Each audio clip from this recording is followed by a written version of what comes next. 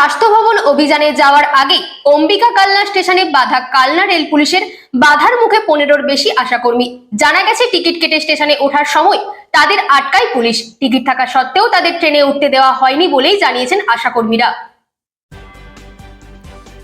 স্বাস্থ্য ভবন অভিযানে যাওয়ার আগেই অম্বিকা কালনা স্টেশনে বাধা কালনা রেল পুলিশের। বাধার মুখে 15-রও বেশি আশাকর্মী। জানা গেছে টিকিট কেটে স্টেশনে ওঠার সময় তাদের আটকায় রেল পুলিশ।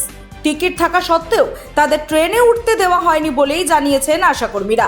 তাদের টিকিট ফেরত দিয়ে তাদের টাকা ফিরিয়ে দেওয়া হয়। কেন রেল পুলিশের এই আচরণ?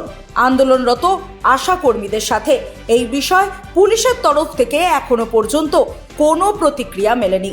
Bureau report, রাতদিন news network. আজকে আপনারা কিসের জন্য বিক্ষোভ করেছেন এখানে? আমরা আজকে স্বাস্থ্য ভবনে যাচ্ছি যে আমাদের 8 দফা দাবি আছে, সেই দাবিগুলোর জন্যই আমরা স্বাস্থ্য ভবনে যাচ্ছি। কিন্তু এখানে থেকেই আমাদের টিকিট কাটার পরেও টিকিট ওনারা নিয়েছেন, নিয়ে টাকা ফেরত দিয়ে আমাদের প্ল্যাটফর্মেই উঠতে দেওয়া হয়নি। ওনারা আমাদের ভয় দেখাচ্ছেন। বলতে কারা? পুলিশে।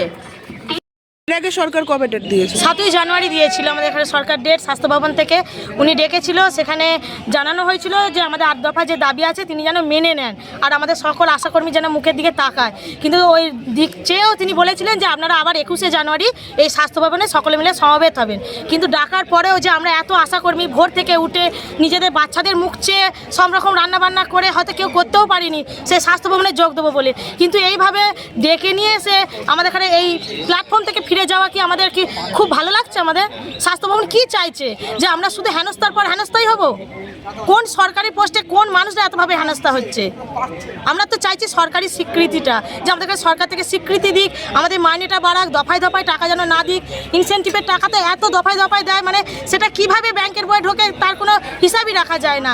আমরা সাধারণ মানুষ হয়ে তার হিসাব তো কিছু করতেই পারি না।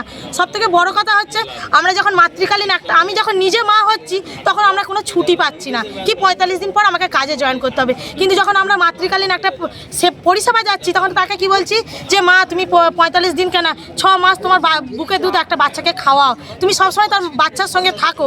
আর আমরা যখন মাতৃকালীনে মা হচ্ছি তখন কিন্তু আমরা এই পরিষেবাটা পাচ্ছি না। তাহলে একটা স্বাস্থ্য ভবনের কাছে শুধু একটাই আমার দাবি যে স্বাস্থ্য ভবনের স্বাস্থ্য কি দেখছে সরকার? আমাদের কি স্বাস্থ্য বলে কিচ্ছু নেই? তাহলে আমরা ফিল্ডে কিভাবে একটা মাকে বোঝাবো? আমরা যদি 45 দিনের পর কাজে জয়েন করে যাই তাহলে আমাদের স্বাস্থ্যটা কি থাকবে? আমাদের বাচ্চারা কিভাবে 6 মাস বুকে দুধ পাবে?